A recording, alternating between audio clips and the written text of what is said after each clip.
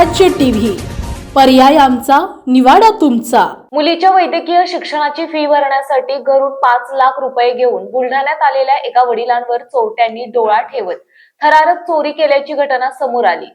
मेहकर येथून 2 चोरट्यांनी संबंधित वडिलांचा पाठलाग करत बुलढाणा गाठले आणि राजेश शाहू विद्यालयासमोर उभ्या असलेल्या कारची काच फोडून कारमधील 5 लाख रुपये चोरून नेले होते।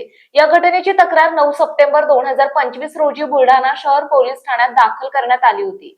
प्रकरणाचे गांभीर्य लक्षात घेऊन जिल्हा पोलीस अधीक्षक निळे तांबे यांनी तात्काळ स्थानिक गुन्हे शाखेचे विशेष पथक नेमले आणि चोरट्यांचा शोध घेण्याचे आदेश दिले। स्थानिक गुन्हे शाखेच्या पथकाने तांत्रिक विश्लेषण, सीसीटीव्ही फुटेज आणि गोपनीय माहितीच्या आधारे तपास करत चोरट्यांचा माग काढला। अखेर हे दोघे चोरटे कर्नाटक राज्यात असल्याची खात्रीशीर माहिती मिळाल्यानंतर पोलीस पथकाने तेथे धाड टाकत दोघांना अटक केली। पोलिसांनी त्यांच्या ताब्यातून चोरीस गेलेले संपूर्ण 5 लाख रुपये देखील जप्त केले आहे। या यशस्वी कारवाईमुळे संबंधित कुटुंबाला मोठा दिलासा मिळाला असून बुलढाणा पोलिसांच्या तत्परतेचे सर्वत्र कौतुक होत आहे।